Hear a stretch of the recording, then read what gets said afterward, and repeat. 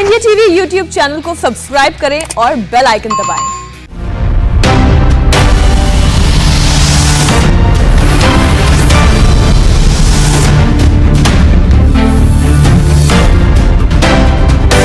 नमस्कार, आप देख रहे हैं इंडिया टीवी। आपके साथ मैं हूं मीनाक्षी जोशी। दोपहर के 12 बजे का वक्त है और अब शुरू हो चुका है इलेक्शन का सबसे बड़ा शो। अब की बार किसकी सरकार, हम आपको बताएंगे उत्तर प्रदेश और पंजाब की हर बड़ी खबर, हर चुनावी खबर जिसका कनेक्शन 2022 के इलेक्शन से है। शुरुआत आज की टॉप 3 खबरों के साथ करते हैं और जल्दी से आपको बता देते हैं कि आज की 3 बड़ी चुनावी खबरें कौन सी है। सबसे पहले सबसे बड़ी खबर भ्रष्टाचार को लेकर योगी आदित्यनाथ की इनटॉलरेंस की नीति। जी हां, उत्तर प्रदेश से यह बड़ी खबर है जहां पर योगी आदित्यनाथ भ्रष्टाचार बर्दाश्त नहीं करेंगे।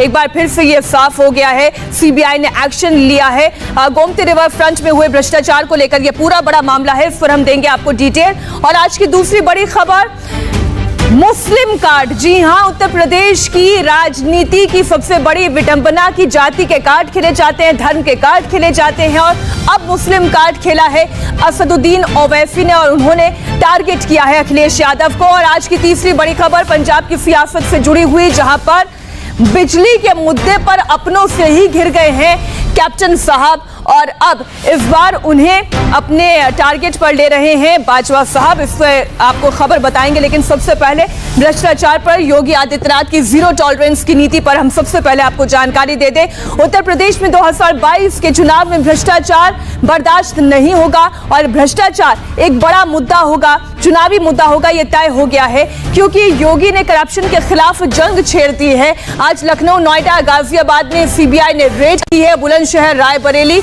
और इटावा में भी सीबीआई ने रेड की है।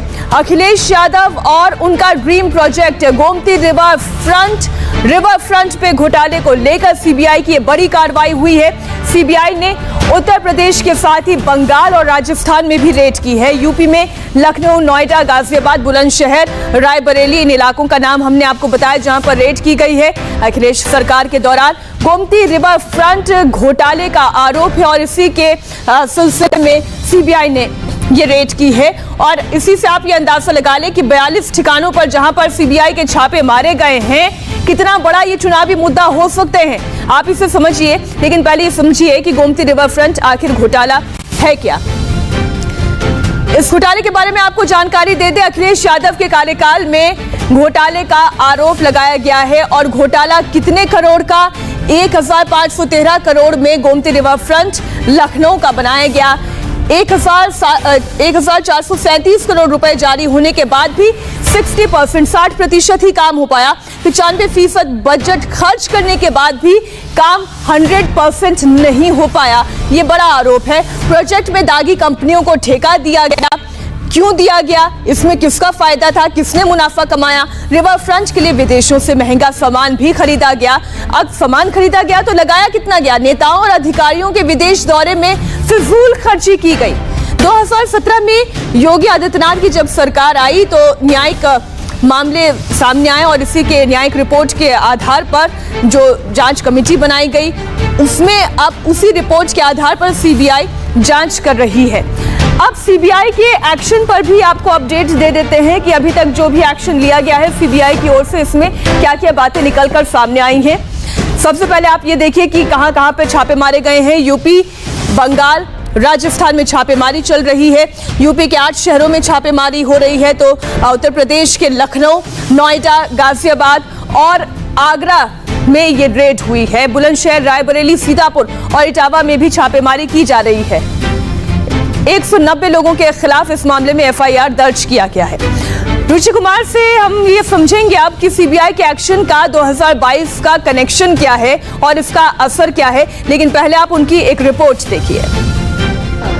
लखनऊ में गोमती रिवर फ्रंट में हुए घोटाले को लेकर आज सीबीआई 42 जगह छापे मार रही है। इन 42 जगहों में से 40 उत्तर प्रदेश में है, एक वेस्ट बंगाल में, एक राजस्थान में। लखनऊ का ये गोमती नगर इलाका है और यहाँ का सबसे पॉश इलाका विपुल खंड है, जिसमें ये इंजीनियर अखिल रमन का बंगला है, जहाँ पे सीबीआई की टीम अंदर गई है। बहुत सारे अफसर बहुत सारे कागज लेके अंदर जाते हुए हमें दिखाई दिए हैं और कुछ लोग बाहर भी निकले हैं। तो यहाँ पर लगातार कार्रवाई जारी है। ऐसा कहा जाता है कि अखिल रमन की जो गोमती रिवर फ्रंट हुआ था उसमें बड़ा उनका रोल था, और इस तरह के आरोप लगे थे कि ये जो गोमती रिवर फ्रंट था वो अखिलेश यादव का ड्रीम प्रोजेक्ट था। 2016 में शुरू हुआ, 1500 करोड़ रुपए से ज़्यादा का प्रोजेक्ट था, करीब 95% बजट जारी भी हो गया, लेकिन काम हुआ सिर्फ 50%। उसमें भी बड़े पैमाने पर घोटाले के आरोप लगे। 2017 में जैसे ही योगी आदित्यनाथ मुख्यमंत्री बने, पूरे मामले की जांच हुई। मुख्यमंत्री योगी आदित्यनाथ खुद रिवर फ्रंट पहुंचे और वहां पे अधिकारियों को बुलाकर समझा कि यहाँ किस तरह का घपला किया गया है। इस तरह से बीच बीच में यहाँ दरवाजे खुल रहे हैं, सीबीआई की टीम अंदर जा रही है, बाहर आ रही है। तो ये घपले की जांच जैसी मुख्यमंत्री योगी आदित्यनाथ बने, इसकी जांच शुरू हो गई और अब सीबीआई फुल फॉर्म में है। इस तरह से छापेमारी हो रही है। करीब 96 लोगों के खिलाफ एफआईआर हो चुकी है, 3 लोग इस मामले में अरेस्ट हो चुके हैं। तो अब चुनाव आने वाला है, तो ऐसा लगता है कि भ्रष्टाचार बड़ा मुद्दा बनेगा और गोमती रिवर फ्रंट में जिस तरह का घपला हुआ, योगी सरकार उसको भी चुनाव में बड़ा मुद्दा बनाएगी। कैमरामैन मनोज के साथ रुचि कुमार, इंडिया टीवी, लखनऊ। 2017 में योगी सरकार आई, न्यायिक आयोग की रिपोर्ट भी तैयार हुई। रिपोर्ट के आधार पर अब सीबीआई एक्शन भी ले रही है, लेकिन हमारे सहयोगी विशाल प्रताप सिंह, मेरा पहला सवाल ही आपसे यह है कि उस रिपोर्ट पर एक्शन अब हो रहा है जब चुनाव नजदीक आते जा रहे हैं, इससे अच्छा समय और क्या हो सकता है? देखिए मीनाक्षी, समय को लेकर के निश्चित तौर पर विपक्ष भी सवाल उठा रहा है कि चुनाव से ठीक पहले ऐसे मामले की जांच में ताबड़तोड़ छापेमारी की जा रही है। शुक्रवार को इस मामले में 190 लोगों के खिलाफ एफआईआर दर्ज की गई थी, जिसमें लखनऊ, नोएडा, गाजियाबाद, बुलंदशहर और अलीगढ़ के अलावा जो रायबरेली और सीतापुर के इलाके हैं वहां पर छापेमारी की जा रही है और एक साथ 40 जगहों पर छापेमारी की जा रही है चुनाव से ऐन पहले। इसको लेकर के विपक्ष और तमाम लोग सवाल जरूर उठा रहे हैं, लेकिन 2017 में जैसे ही मुख्यमंत्री योगी आदित्यनाथ का सरकार का कार्यकाल शुरू हुआ था, वो खुद मौके पर गए थे और उन्होंने बताया गया था कि जो रिपोर्ट तैयार की गई थी उसमें कहा गया था कि 1513 करोड़ रुपए की इस महत्वाकांक्षी ड्रीम प्रोजेक्ट योजना में 90% से ज्यादा पैसा निकाल लिया गया, यानी कि इस्तेमाल कर लिया गया। इसके बावजूद जो काम हुआ है वो 50% के करीब हुआ, यानी कि पैसों की बंदरबाट हुई है, गलत सामान का इस्तेमाल किया गया है, विदेशों से उन सामान को आयात किया गया है जो दरअसल कम जगहों पर कम पैसों में खरीदे जा सकते थे, देश में ही ले जा सकते थे। विशाल, उत्तर प्रदेश में जो छापेमारी हुई है समझ में आती है, लेकिन इसके साथ साथ बंगाल और राजस्थान के भी कुछ ठिकानों पर छापेमारी हो रही है।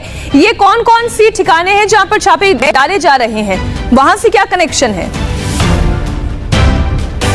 देखिए मीनाक्षी, मैं आपको बता दूं कि जो हमारी सीबीआई के सूत्र बता रहे हैं, एंटी करप्शन विंग के लोग बता रहे हैं कि जो इंजीनियर्स हैं, इंजीनियर्स का पैसा वहां पे रखा हुआ है, उनकी जो फाइल्स हैं जिसमें घोटाले के प्रमाण हैं उनके पास, वो वहां पर मौजूद हैं राजस्थान और बंगाल में। और इसके अलावा ये भी बताया जा रहा है कि जो इंजीनियर्स इस पूरे बंदरबाट में इन्वॉल्व थे, उनके सहयोगियों के घर वहां पर हैं। तो ये उम्मीद की जा रही है सीबीआई की तरफ से कि वहां पर जब छापेमारी होगी तो इस पूरे घोटाले के पीछे जो कागजात हैं, जो सबूत है, जो इंफॉर्मेशन है, वो भी वहां से कलेक्ट होगी। यही वजह है कि उत्तर प्रदेश के साथ साथ राजस्थान और पश्चिम बंगाल में भी छापेमारी की जा रही है।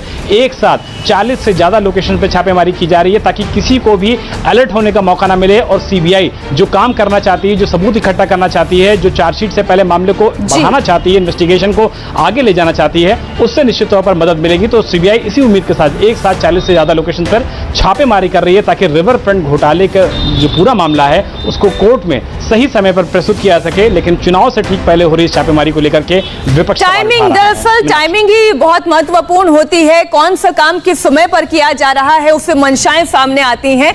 बहरहाल विशाल, आप जुड़े रहिएगा हमारे साथ। लेकिन रिवर फ्रंट घोटाले में सीबीआई के एक्शन पर उत्तर प्रदेश सरकार का पहला रिएक्शन आ गया है। यूपी के कैबिनेट मंत्री सिद्धार्थनाथ सिंह ने कहा कि एसपी सरकार का चाल और चरित्र और चेहरा सामने आ गया है।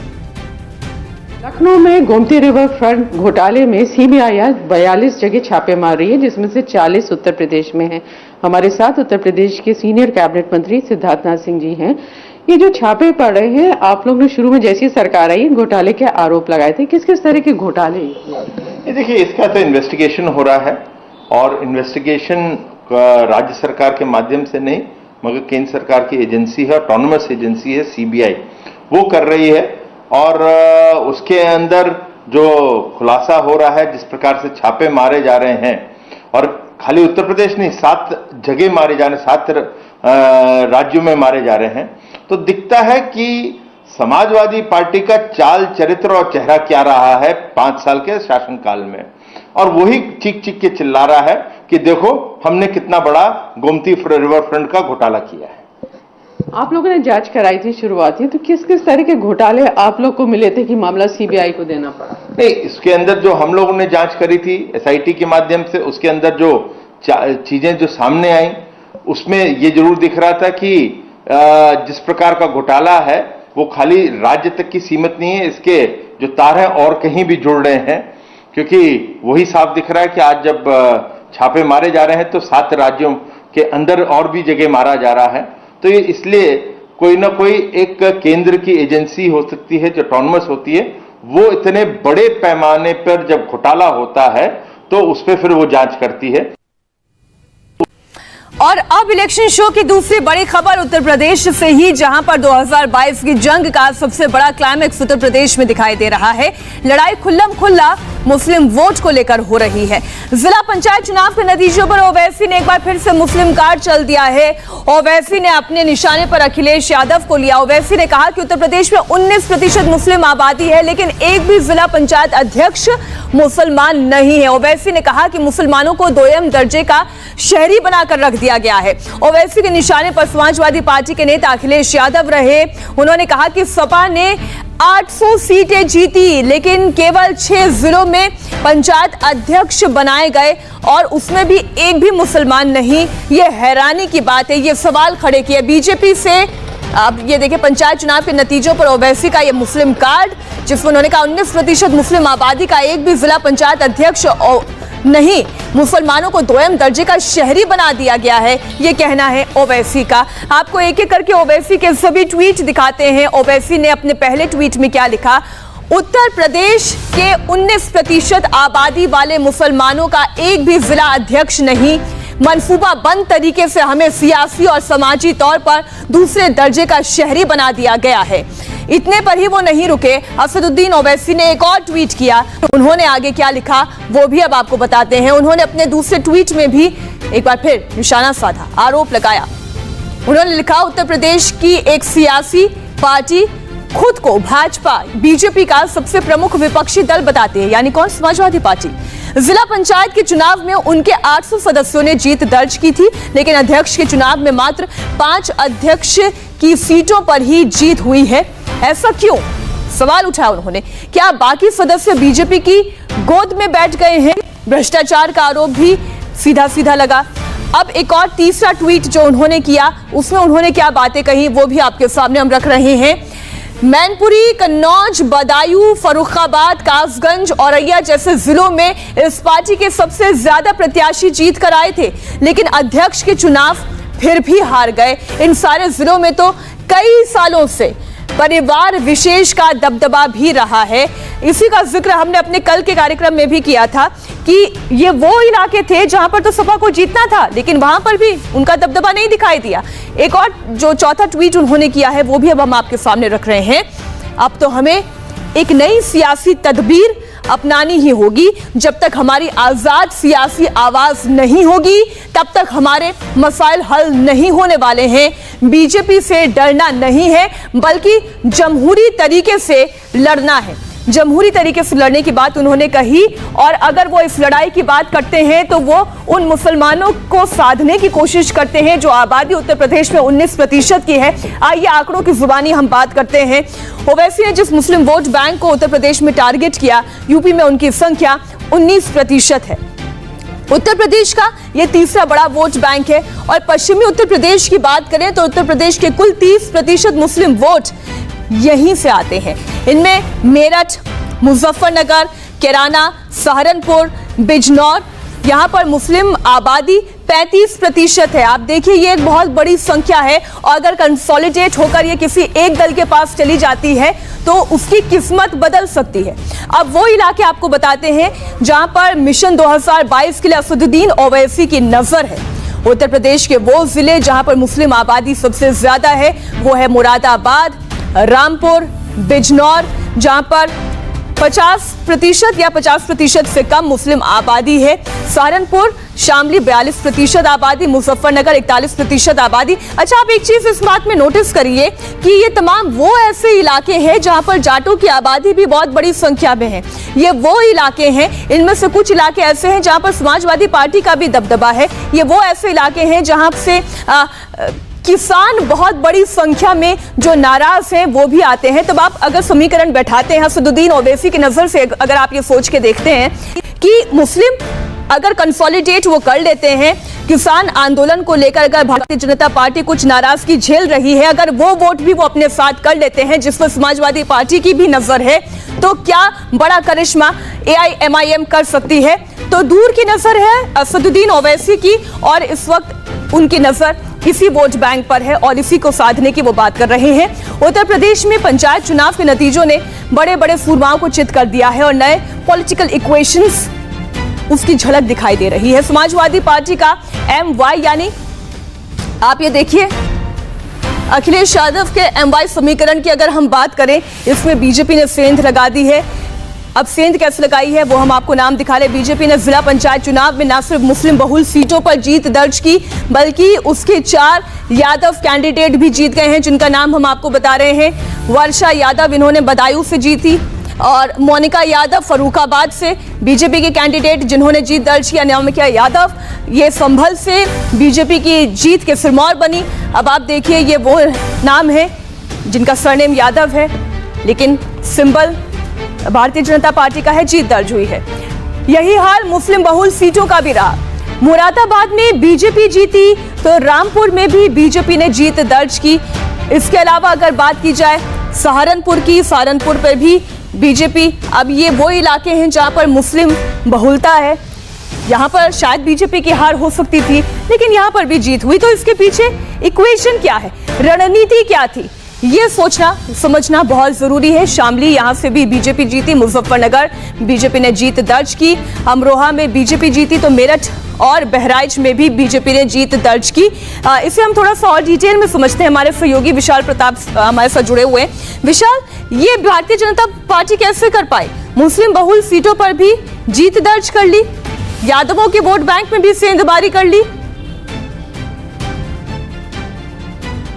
देखिए मीनाक्षी, इस इक्वेशन को समझने के लिए ये समझना बहुत ज़्यादा जरूरी हो जाता है कि जब जिला पंचायत के सदस्यों के चुनाव हुए, यानी कि पंचायत का फर्स्ट फेज हुआ, उस दौरान बीजेपी को अपेक्षाकृत वो परिणाम नहीं मिले जिसका एंटिसिपेशन पार्टी की तरफ से किया जा रहा था। लेकिन जैसे ही उसको ये पता लगा कि पार्टी का जो परफॉर्मेंस है जिला पंचायत सदस्यों के चुनाव के दौरान उतना अच्छा नहीं रह पाया है जितना अच्छा रहने की जरूरत थी, तुरंत मीटिंग्स हुई हैं, लोकल जो जिलाध्यक्ष हैं उनको लखनऊ बुलाया गया है, प्रभारी मंत्रियों को लगाया गया है और सबसे ज्यादा महत्वपूर्ण यहां पर भूमिका हो जाती है निर्दलीय कैंडिडेट्स की। निर्दलीय कैंडिडेट्स को भारतीय जनता पार्टी ने अपनी तरफ मिलाया और जो कुछ ऐसे कैंडिडेट्स थे जो भारतीय जनता पार्टी से टिकट मांग रहे थे लेकिन उनको टिकट नहीं मिल पाया था, उन कैंडिडेट्स की भी संख्या ऐसी थी जिनकी की जीत दर्ज हुई थी, उनको भी भारतीय जनता पार्टी ने अपनी तरफ मिलाया और कुल मिलाकर के चक्रव्यूह की रचना कुछ इस तरीके से की कि जहां पर समाजवादी पार्टी के सदस्य ज्यादा भी थे, वहां भी भारतीय जनता पार्टी ने इस तरीके की रणनीति बनाई कि वहां पर भारतीय जनता पार्टी का जिला पंचायत अध्यक्ष हो गया। ऐसे में कहा जा सकता है कि विपक्ष की जो पूरी रणनीति थी, समाजवादी पार्टी के जो प्रदेश अध्यक्ष हैं नरेश उत्तम पटेल, वो बाकायदा कैंप कर रहे थे जिले में जाकर के और अपने साथ सदस्यों को लेके गए थे, लेकिन सदस्य उनके साथ तो थे, लेकिन जब वो वोट देने पहुंचे तो उन्होंने भारतीय जनता पार्टी को वोट दे दिया। तो अपने आप में समझा सकता है कि जो रणनीति थी उसमें कहीं ना कहीं मिसमैनेजमेंट हुआ समाजवादी पार्टी की तरफ से। यही वजह है कि 11 जिला अध्यक्षों के खिलाफ जो समाजवादी पार्टी के राष्ट्रीय अध्यक्ष हैं अखिलेश यादव, उनकी तरफ से कार्रवाई की गई। और एक मौका भी असदुद्दीन ओवैसी को मिल गया विशाल यहां से कि वो ये बता सके और वो मुस्लिम वोटों को साध सके और ये समझा सके कि अगर बीजेपी को हराना है तो मुस्लिम वोटों को एकजुट होकर कंसोलिडेट होकर उनके पास आना होगा। शुक्रिया विशाल पूरी जानकारी के लिए आपका। और अब की बार किसकी सरकार, हमारे स्पेशल इलेक्शन बुलेटिन में वक्त एक छोटे से ब्रेक का है, लेकिन आप कहीं मत जाइएगा। ब्रेक के बाद खबर होगी पंजाब से, जहां पर सिद्धू के बाद अपने ही पार्टी के एक और बड़े लीडर बाजवा के आरोपों से घिर गए हैं कैप्टन अमरिंदर।